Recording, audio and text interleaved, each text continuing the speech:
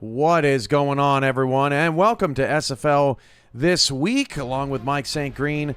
I'm Cameron Irvine, and we have one game left in a 144-game regular season. It's Mexico City and Nashville deciding almost everything tonight, as there's only one playoff matchup that has been determined, one seed that has been determined. That's Canton, and that's Fort Worth taking on Charleston in the wild card. But Mike, a lot to be decided here with just this one game. What stands out to you about this season? And hey, we made it. Congrats to us as well for 14 shows this season. We had the 1 week off in the middle of the season, but otherwise we've been here covering the league for you all season long. First thing comes to mind, Cam, is time flies when you're having fun, and man, it's hard to believe that here we are, first season back together in a few seasons, and it's been a great ride and great fun. It's hard to believe that we're only 40 game minutes away from completing the season. But what stood out to me this season is one thing of the expansion team that we're seeing tonight, Nashville, and then we see Albuquerque and Lexington, all the new teams that have put themselves in the playoff conversation and right in the middle of the playoffs. That's been the biggest standout to me, is how these newcomers have come up and made a name for themselves in their very first season. Yeah, a lot of leadership, a lot of new leadership, I should say, a lot of new blood, and some of the standouts too. The Floridas, the Baltimores. They are still certainly in the mix, and let's give Mike all his flowers, too. I don't think people expected Canton to be as good as they were last season, and technically they're not. They're 10-2, not 12-0, but they are the number one seed going into the playoffs, even after missing some pieces, and they have had a lot of impressive moments this season as well. Yep, most definitely, Cam. They're the number one seed, and they're probably right now the most consistent team in the league, considering the other teams that are getting buys or fighting for buys right now. We saw a couple of them slip up this weekend, and I'm pretty sure we're going to see that here in a few minutes. But Canton, by and far, have to be head and shoulders a favorite, clear-cut favorite to win it all. So usually on this show we go by headlines, the things that grabbed our attention right away immediately over the weekend. But this week's show, we got to go a little chronological to let you know how the playoff picture unfolded. So with that being said, let's go to Charleston, where the Baltimore Vultures were taking on the Predators, and early on it was Jack Wigmore finding Ivory Irvin easy as you please, and then Mike St. Green, just like Coach T-Pat, drew it up. 32-yard rushing touchdown for Jack Wigmore. Yeah, definitely outside of his norm. He's known for doing things with his arms, and there he is showing off the legs as well, getting in for a huge touchdown run for Baltimore. An unbelievable run for Wigmore, and that helped Baltimore pile on to the advantage, 17-0. Then Wigmore again to Ivory Irvin, almost a carbon copy of a play from earlier in the game. They go up 24-0 now to start the second half, 24-3. You're thinking, Charleston, this is the moment to get it together. They throw it right to Roy Towers, and Baltimore quickly answered back here on the road. Jack Wigmore would then fire into the end zone after some great protection. David Anderson get the toes in, 31-3 at that point. Baltimore hangs a 50-burger on Charleston, and the number one offense in the SFL keeps rolling. Mike, I don't know if it's going to be enough to win a title, but it sure would scare the ever-living daylights out of me if I had to play Baltimore in any round of these playoffs. Yeah, I don't want to play Baltimore, Cam. I was thinking this weekend. They put up 51 against Charleston. I think they put up 38 last Monday night. They are rounding into shape at the right time, and they're starting to look like the back-to-back back champions that we've seen over a few seasons ago. They're starting to round back into that form in my eyes, and yeah, they're going to be tough. And maybe later I may talk about some things concerning Baltimore and a possible championship. Okay, all right. Well, $4.99 super chat from Skippy. Cameron Irvine, I love that guy. Did y'all know he's famous? I didn't even know I was famous, Mike. And before you say anything, Skip, you can't say that this is the only shirt I ever wear, because it's the first time I've worn it on the show all season long. But anyway, Charleston falls to the 10 seed. This was an opportunity for them to sort of put themselves in the upper echelon of teams. But Charleston's in a familiar spot. They won on the road in last season's wild card against the Seattle Nemesis. Seattle Nemesis, no disrespect to them, but Seattle Nemesis, Fort Worth Toros, it kind of doesn't weigh the same to me. It's going to be a tough matchup to go on the road and try to defeat the Toros in that wild card round. And speaking of the Fort Worth Toros, they took on the DC Dragons on Saturday afternoon, and Shabazz Synergy on 3rd and 19 finds Lauren Percoco, and that got DC's confidence going.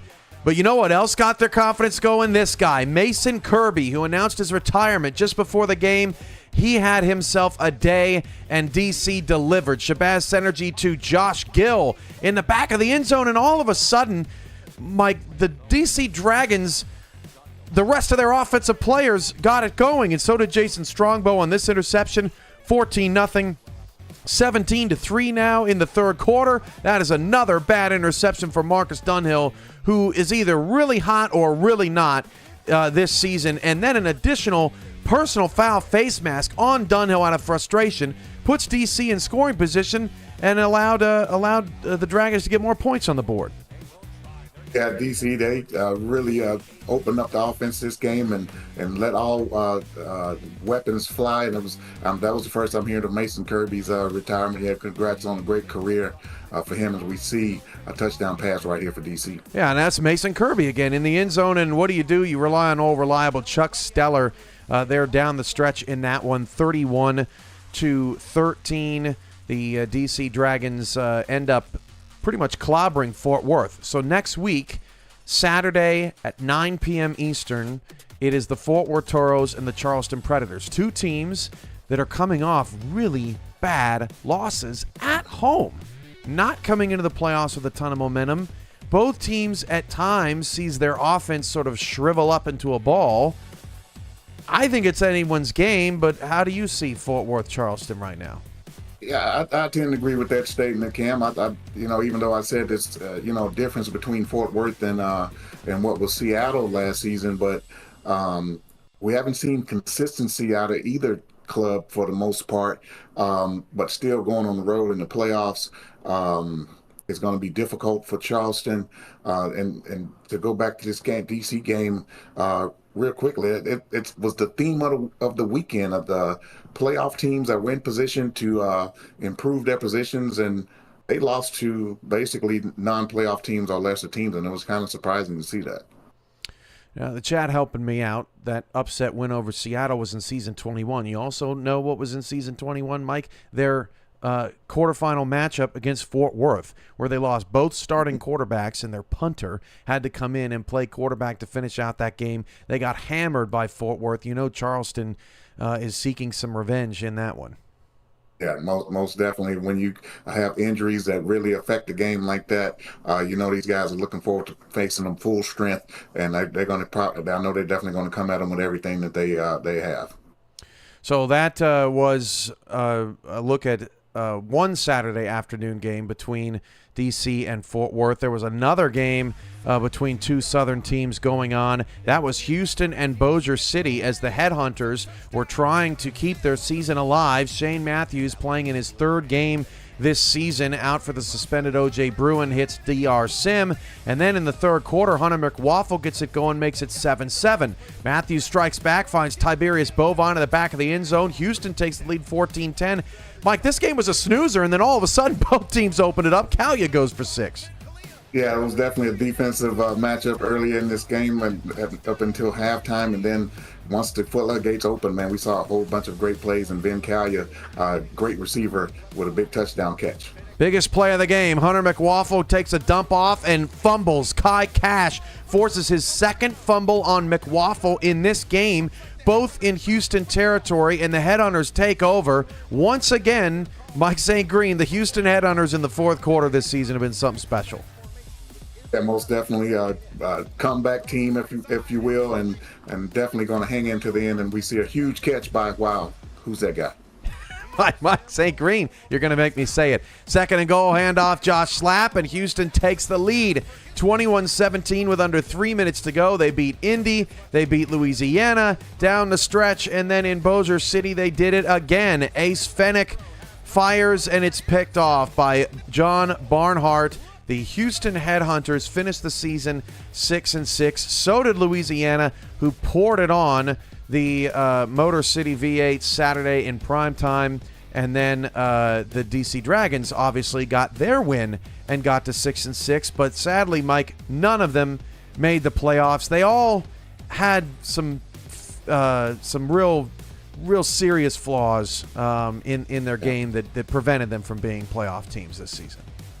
Yeah, Houston had the struggles with the quarterback situation, but in all honesty, if I'm being truthful, I felt like the backup, Shane Matthews, gave Houston a better chance of winning a lot of those games the way it turned out. I mean, he won the last two, and unfortunate against Mexico City a couple of Mondays ago, last second missed field goal, and what now hindsight would be 7-5 and possibly in the playoff picture, but just tough going for us in that manner.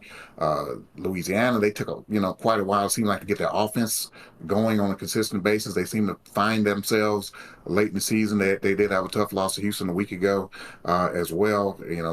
Late game situation cost them in that in overtime, but all in all, 6-6. It's starting to seem like now, Cam, is just not enough to get you over the hump in the SFL these days. Now, it may be enough for Atlanta. If Mexico City wins tonight, Atlanta is going to get in. But if Nashville gets the win, all 6-6 teams will be eliminated. D.C., they had the 2-star wide receivers. They just didn't have enough diversification offensively. Louisiana had a coaching change. About a little over halfway through the season, maybe came 1 or 2 weeks too late. Houston had the turnover bug. I mean, that was part of the quarterback problems too, but had the turnover bug. And I think, Shane Matthews played great, but you guys, to your credit, took care of business down the stretch. You beat Indy, Bossier City, and Louisiana, 3 teams that didn't make the playoffs. And you came back in the fourth quarter, got wins. They were close. And kudos to you guys, basically 1 missed field goal away against Mexico City from making the playoffs. But I think all 3 of those teams, I mean, it just goes to show you that, the offensive side of the ball is challenging to get right. And the teams that have gotten it right, like Baltimore, are flying high.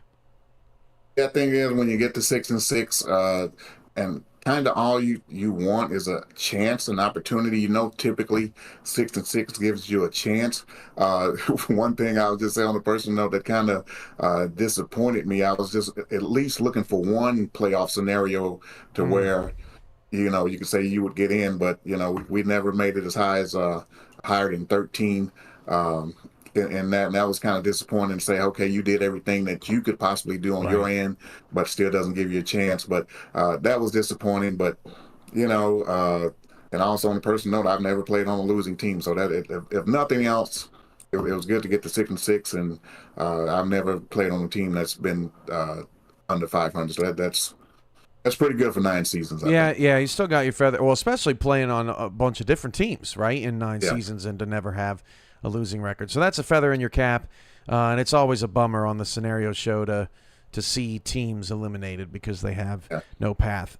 2 teams, Mike, that did not struggle with offense this week, the Minnesota Legend and the Chicago Warriors, which might have been the greatest SFL game of season 23. This game was unbelievable. Let's pick this up at 10-10 late in the first half because we got a lot to get to. That's Type Attack's second rushing touchdown. He goes up 17-10, and the Warriors are really moving. But this 2-minute drive by Minnesota to end the first half was really impressive. This is hard to do, Mike, when you're throwing in tight lanes, in tight situations, running down on timeouts. To get touchdowns in this spot of the field is really difficult. Minnesota delivered. If any team is capable of doing that, Cam, is the Minnesota Legend. They have weapons all over the field. As we've seen with this highlight reel, several different players touching the rock on this drive, and they cash it in for the touchdown. 3rd and 15 in a 17-17 tie. That is converted. Remember, Chicago's kicker got suspended this week, so they did not have an active, contracted kicker, so they needed all the touchdowns they could get, and Ty Patak delivers again. 17-24, that's Kyle Finnemore. Play fake. Look at this throw from Patak all the way across the field. That pass is caught by Ryan Arlovsky with Chicago up 24-20 with just 9 minutes left. 3rd down and 7. Watch this throw under duress. That's completed. And then that's Pauly Truth on the catch. And then on 4th and 1, Mike, fake punt, throw, actually got it off, but then Minnesota roughs the punter and keeps the drive alive. Unbelievable. And he heaved that, Cam, like he was an actual quarterback. He ran back and really fired that one in. It probably should have been caught even without the roughing the passer, but roughing the passer gives him a new set of downs. Ty Patak then delivers once again. Buchanan Simons at a coming out party in this one, 31-20. Now 31-23, under 5 minutes to go. Ty Patak, you don't blame Chicago for keeping it in his hands, but a costly interception to Adrian Blaine gives Minnesota life. They were trying to get the number 1 seed. 4th and 1, down 8. Throw, touchdown, again, a touchdown throw inside the 10. Very difficult to do. Viva la France with the score. Now down by 2. They lost to D.C., failing 2 two-point conversions, but Isaac Knox gets the pitch here, and Minnesota ties the game 31-31. But wait, there's more. 12 seconds to go in the 4th quarter. It looks like we're going to overtime for sure. Jason France left wide open. France trying to get as many yards as he can and not run the clock out. He gets ushered out of bounds with 4 seconds left. Gives Mickey Malillo a chance to win the game from 50 yards, get all kinds of money, and Malillo's kick hits the crossbar. No good. We're going to overtime, and Chicago stays alive. 1 minute into overtime, Johnny Reno picked off. Sabo Kanan the other way, all the way into scoring position for the Warriors. They need to get a little bit closer for their kicker. Rackers just signed this week a 37-yard field goal, and look at this swan dive. Ooh, he almost missed it, but he pulled it and got it through. 34-31, Chicago with the massive upset in overtime. Just an unbelievable game. Yeah, unbelievable game, Cam. And I know the Minnesota Legend, they are truly kicking themselves this morning and tonight, waking up knowing that, hey, they blew an opportunity at the number 1 seed. But Chicago, can we see more of that same type of attack that we saw this weekend? They were so inconsistent with that all season long. When Ty was great, Chicago was great, and when he was off, they seem to be off. But if they can go back to the drawing board, get some things figured out, and we can see more of that next season, they'll be tough to deal with. I tell you what, Minnesota blitzed Ty Patak a lot, and I think it was a bad idea. Ty Patak handled the pressure just an absolute trooper out there. Broke a ton of tag. I mean, he was so difficult to bring down. He is a squirrely guy out there. And, Chicago ends the season on a high note. That's always good to see for teams that are eliminated for the playoffs. But Minnesota, like you said, kicking themselves. What a missed opportunity. They will either be the 2 or the 3 now, but they cannot get the number 1 seed. And we know how difficult they are at home. If Canton is able to take care of business, that could be a potential championship preview, Minnesota having to go there and take on the Classics. Yeah, that would be a great championship matchup. Minnesota, they've been high on my list all season long. It really the last couple of seasons, I just like the way how well-rounded this team is on both sides of the ball. And man, just looking ahead, that would possibly be a great matchup. Let's get to Sunday's action. We had a couple games that were crucial to the playoff picture. We start in Fort Lauderdale, where Bryant Dynasty felt like an abused kid in middle school, right? I mean, just getting bullied out there. Deontay Stoneville with a sack. Caleb Giffis catches a touchdown as Atlanta's aggression bites him in the butt. 16-3 in the second quarter. Look at Dynasty. I mean, he's just getting destroyed all night long. You really felt bad for the guy. He just couldn't get it going. And then down the stretch, this run game for Florida just beat Atlanta into submission. Yeah, they did not have an answer for this run game. I was kind of worried about Vandalay going over 10 carries that Woo. late in this game, but it was getting kind of dicey. I was hoping that they wouldn't have to deal with a coach's suspension situation going into the playoffs, but it worked out fine for them. But yeah, Florida, Cam, they were dominant pretty much this entire game. And as you mentioned, they closed it out with that great run game. There's Bullet Boletsky. He led the team in receiving, in receptions coming into the game. He led the team in receptions in this game. Despite Atlanta's pressure, you got to know who you're going after. And Florida may not be the best team to bring the house on. Chris Comisac with the touchdown there made it 23-3. Indianapolis and Carolina 23-6 was the final score. Florida gets the win, and Atlanta's hopes for the playoffs hinge on tonight's ball game. Carolina trying to clinch a playoff spot. Riley Quintero with that long reception, and then Tristan Hatley with this interception. Harish Prasad put Carolina up 7-0. That interception kept Carolina up 7-0 thanks to Hatley. Then Harish Prasad gets his second touchdown of this game. Is Carolina the best rushing team in the SFL? But Matt South still making plays like this. That was unnecessary. That kept Indy in the game.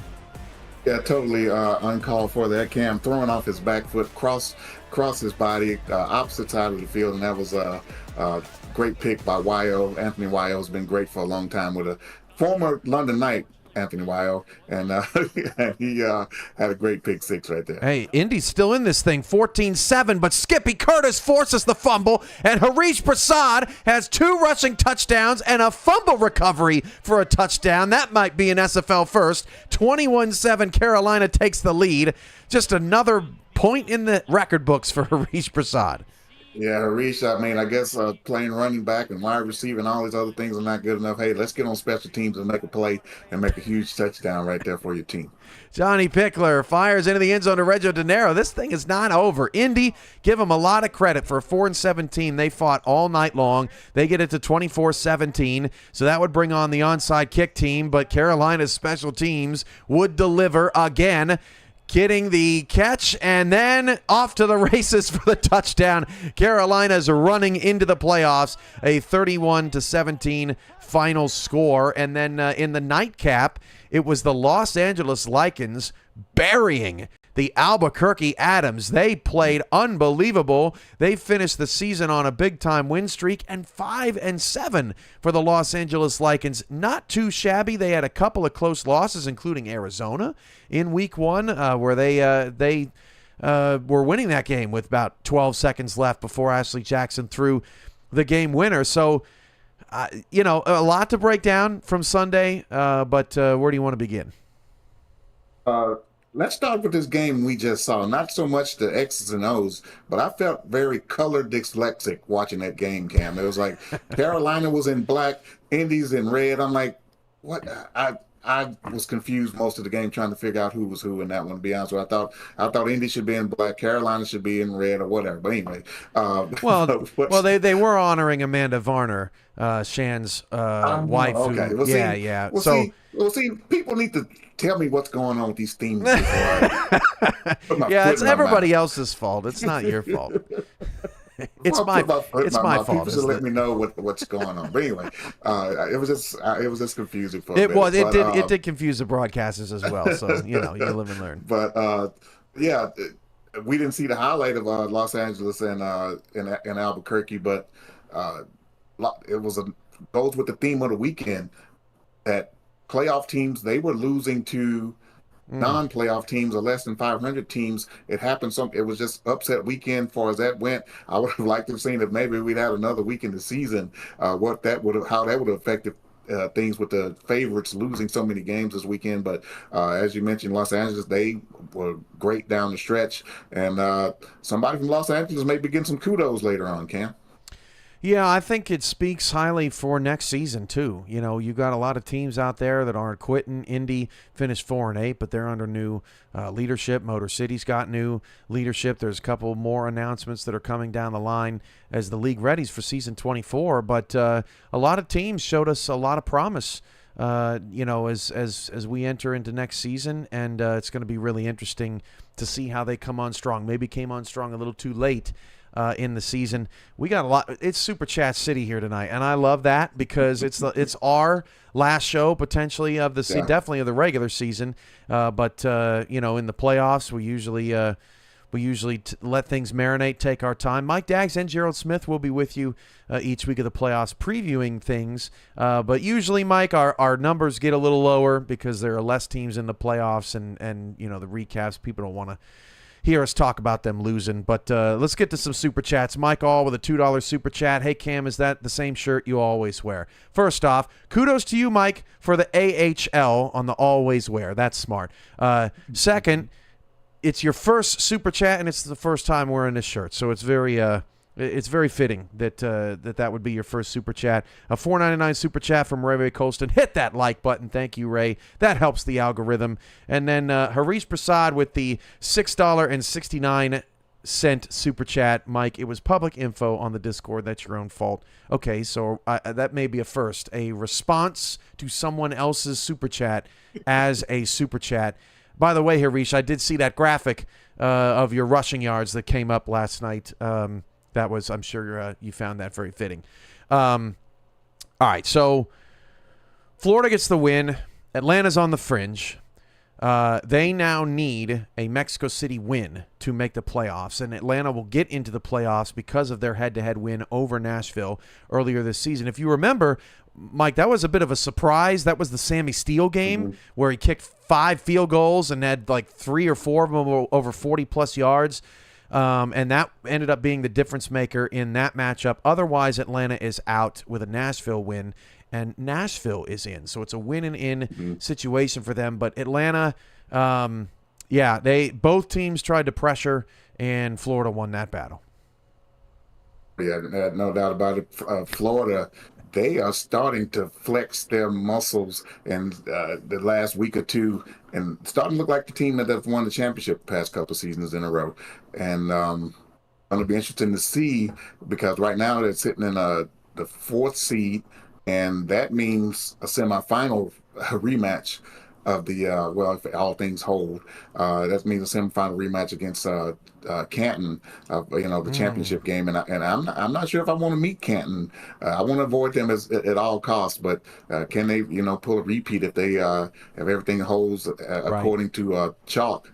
And I don't know if I want to meet them again. All I know is Florida is going to be the toughest out in this postseason because they're the 2-time defending champs. $1.99 Super Chat from Skippy. Nice shirt, MSG.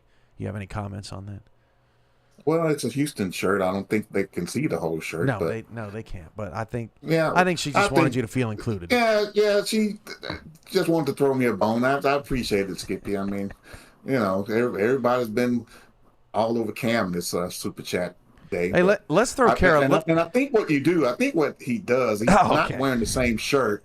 I think he just buys 5 of the same or 10 of the same and just wears it all the time. Don't start that rumor.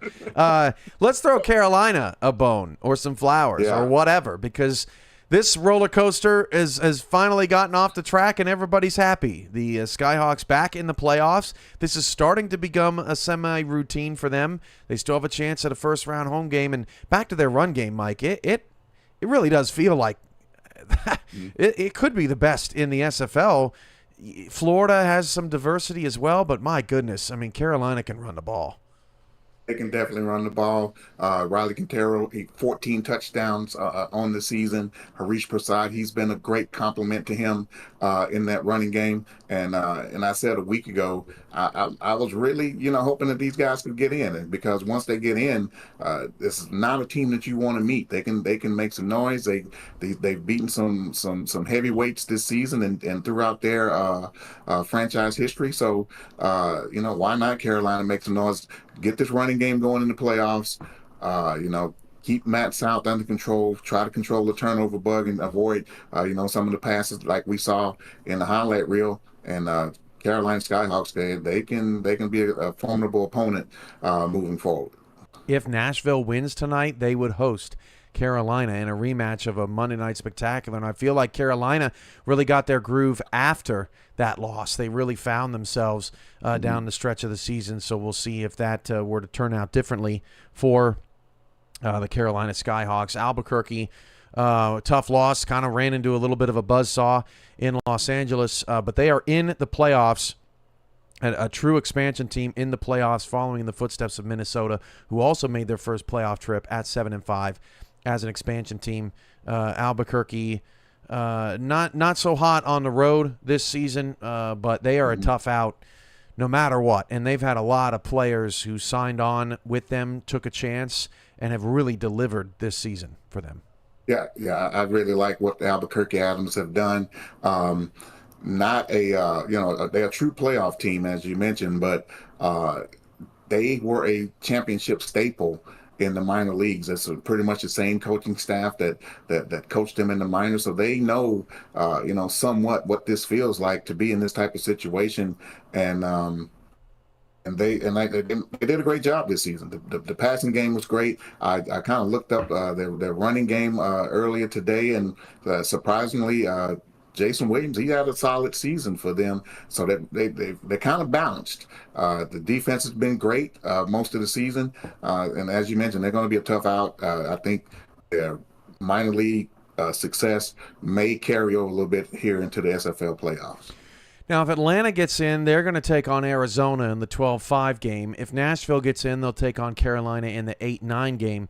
Who do you – I know Nashville hasn't played, so there's some recency bias here with Atlanta struggling against Florida, but do you trust Atlanta to pull a first-round upset, or Nashville more at this point? I trust Atlanta more because of Bryant Dynasty and the season that he's had.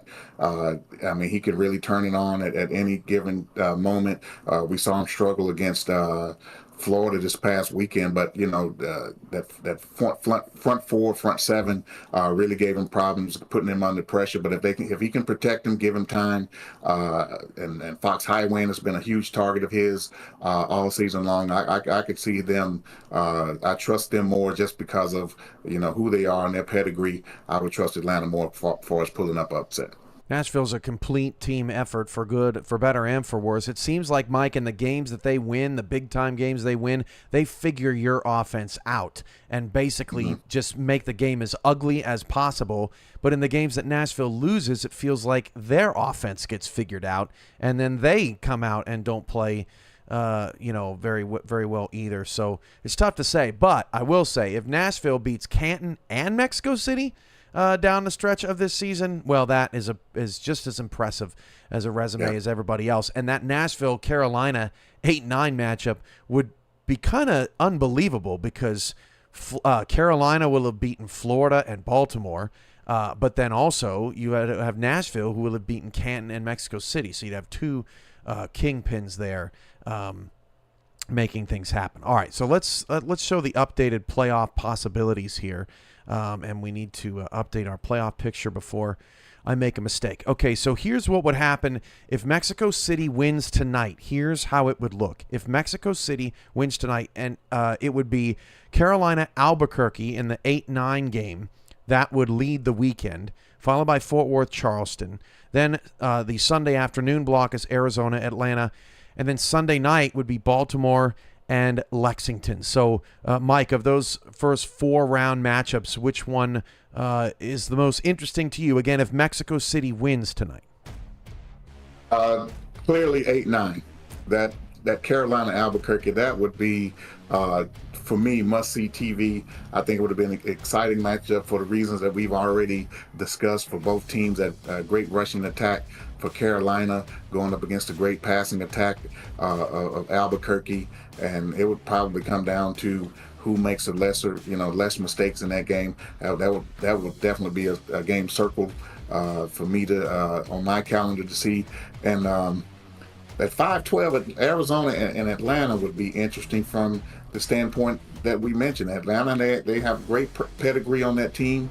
Arizona, they tend to play down towards the competition a little bit, and then boom, there you go. That's the possible first round upset in that 5-12.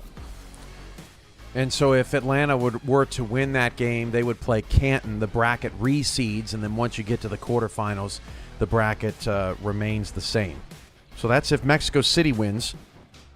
Here's what it looks like if Nashville wins. Minnesota moves to the 2. Florida moves to the 3. Arizona gets the first round bye. Mexico City takes on Lexington in the 5-12. That would start off the weekend, Saturday afternoon. And then Fort Worth and Charleston in the Saturday nightcap. The Sunday early game is Baltimore-Albuquerque. And then the Sunday nightcap would be that Nashville and Carolina matchup. So, Mike, same question. Of the 4, what sticks out to you? All eyes would be on Sunday night and Sunday afternoon in this scenario. Baltimore and Albuquerque, I think, again, would be a great matchup. Two high-flying offenses going up against one another. Albuquerque gave Baltimore all that they could handle earlier in the season. And then here we are again with Nashville and Carolina. That would be a down and dirty. As you mentioned, Nashville likes to dirty things up. I think it will be a down and dirty game. Nashville will get a home game in this scenario, and man, it would be a great matchup as well. Albuquerque nearly surprised Baltimore early on in the season, but just didn't have the juice for. I sense some bad blood between those two teams behind the scenes, so that could get interesting. Also, too, low key, with Lexington being in the playoffs, they got the MVP, Gabriel Manning, and he just takes over games at times, and so if I'm anyone playing Lexington, I'm a little worried that Gabriel Manning is going to have one of those Gabriel Manning games, and they're going to get Gabriel Manning right out of the playoffs. So Lexington could be a scary team. They seem to play their best just when you count them out the most. Yeah, most definitely. Gabriel Manning is someone that you definitely have to game plan for, and he's been one of the most explosive and game breaking players in SFL history. Really, if you just look at it as a whole, and that's a matchup you definitely don't want to you want to avoid it if all possible. Error on the graphic. Nashville, Carolina. That's Sunday, October 26th is when that game would be. So that's a look at our if scenarios between Mexico City and Nashville tonight. Before we get to Ron Haynes' excellent, as always, Haynes vision for tonight, we have Mike St. Green's spectaculars from Week 15. Who stuck out to you? Well, we didn't see the highlight of the game, but Jalen Wells, he was spectacular in that game against Albuquerque, about 75 yards rushing somewhere in that neighborhood, but where he really made a difference with 4 rushing touchdowns. He went from 6 touchdowns on the season to get into double digits. Great game, was a huge difference maker for Los Angeles, and he gets my spectacular player of the week. I got to give it to Carolina's uniforms. Michael Torillo and the rest of that organization did a great job. And Shan, if you're out there listening, I'm going to call you next week, bud. Make sure that you're set and that everything's doing okay. I can understand, it's a whirlwind, and your whole life's turned upside down when you lose someone like that. So everybody keep Shan in your prayers, and that nobody deserves that. And so kudos to the Carolina organization for keeping their teammates in their front of mind, even in the biggest game of the season when they're trying to clinch the playoffs. That was front of mind for them.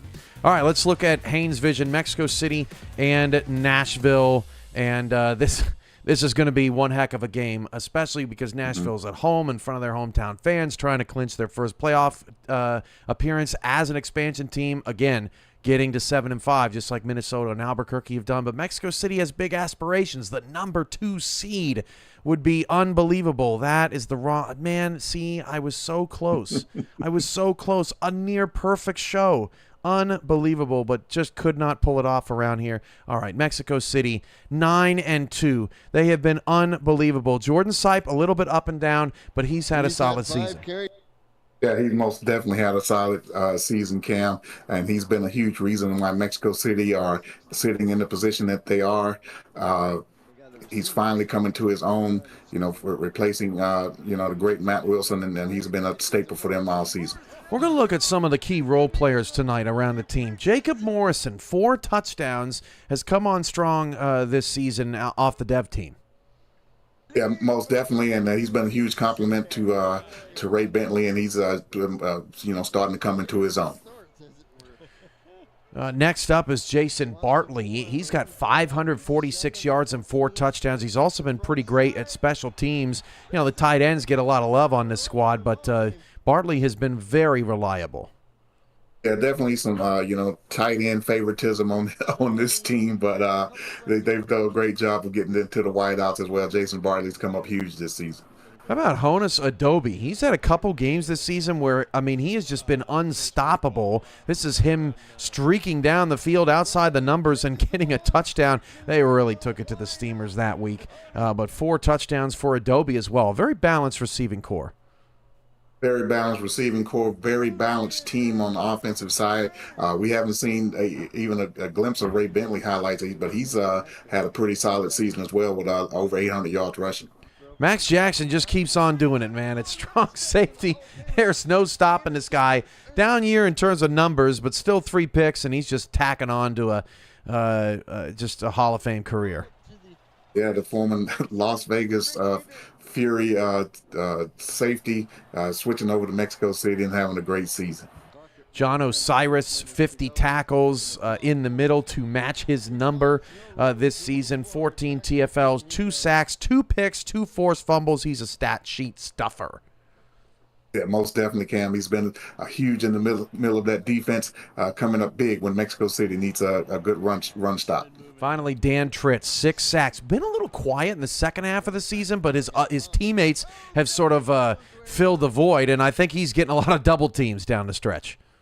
Yeah, Dan Tritz has been, he's starting to entrench himself as a staple in this league, and he's been around a few years, and he's still doing the same thing he did coming off of that defensive rookie of the year season that he had in his rookie season. Did you say entrench himself? I think that's what you said. That was pretty clever. Switch. Entrench, but anyway, yeah. Whatever. We'll go with that. Switch thumper, 2,000 yards, up and down season. He's not the guy that they rely on, but Easton King has been stepping up big time with a one rushing touchdown this season, but he always seems to come up big in the biggest moments. Yeah, and I was searching for who does the the tempo. Who do they rely on mostly? And it's a group effort, but they come up with big plays when they need them. Kenny Hendricks is their deep ball threat. 29 receptions, 375 yards. They don't go to him often, but when they do, he's pretty reliable over the top of the defense. Well, he wears number 15, so I wouldn't expect anything less than a guy that wears number 15. Kenny Hendricks comes up big whenever they need to play downfield. You really are the Michael Irvin of the SFL. It's really unbelievable. Jimmy Foster, 256 yards and 3 touchdowns this season. They do it by committee at tight end, but he's been their best tight end down the stretch. Yeah, most definitely they do it by committee there, but when they need a huge play from the tight end spot, look for Foster. Chris Stash, the cornerback for this team, we'll look at next. 7 interceptions, 8 passes deflected. The 7 picks is tops in the league, and he balled out against Canton a few weeks ago. He most definitely did. He's balled out in several games this season. When you start talking about standouts for this team, this is on the defensive side of the ball. Chris Stack has been huge for this Nashville Tempo defense. How about Jay Mart? 72 tackles, 25 of them for loss. That is about 36% of his tackles behind the line of scrimmage. That may be the craziest stat of the season. Yeah, this is why, Nashville, they'll ugly a game up because this defense is going to give you trouble, and Jay Mart is a huge reason for that. Mexico City tonight, Mike, I think wants to play a 28-21 game. Nashville wants to play a 13-10 game. They really want to mess this up. Xavier Rue III, another bright spot in this secondary this season, 10 pass deflections, and this is one of his 3 picks. Yeah, Jay, I thought he was related to Rain Ried, but once I saw his name at the very beginning of the season, I said, oh, no, that's a different name. But, yeah, he's come up huge for Nashville in this secondary, game in and game out. Great job all season long from Haynes Vision, and I'm sure we'll see him in the championship. 1 minute left before we get to kickoff of Mexico City and Nashville. And, Mike, who is your pick tonight? Is it the upstart Tempo finding an incredible win at home to cap off a brilliant season, or is it Mexico City getting to 10 wins for only the second time in franchise history? Damn, I'm 6-6. I can't use the excuse. I can't use the thing that I said to me personally as a player, never gone under 500. So Mexico City's the favorite according to Jack's data by I think 2.5, 3 points on the road. Congratulations, Atlanta. I think you're going to make the playoff. Mexico City is going to win this game. I think it is going to be low scoring, but I think Mexico City is just going to have enough to pull it off. Let's go 14-10, Mexico City. Wow, so Mexico City winning a Nashville type game. It takes courage to take the underdog, Mike. Maybe next time. Mexico City and Nashville. That's it for us at SFL This Week. For Mike St. Green, I'm Cameron Irvine. Thank you for watching all season long. Thanks for your super chats. Thanks for your love. And thanks for putting up with me on Mike St. Green's show. It really has been a bother for you, I know. But Mike, it's a pleasure as always doing this with you. Yeah, Cam, it's been a great season, man. Like I said, I was happy to be back and looking forward to next season. But before we get to next season, man, I'm looking forward to our 8th, 9th schedule release show together. I mean, it'll be great. If you have me back, I don't know. Absolutely. You may fire me after this. No, this season. that's our thing. That's our thing. Yep, it'll be here before you know it. But yeah, great to be here. I'm glad to be here with all of you guys in SFL, and look forward to seeing you again next season. All right, everyone. We'll see you for Mexico City and Nashville. Take care.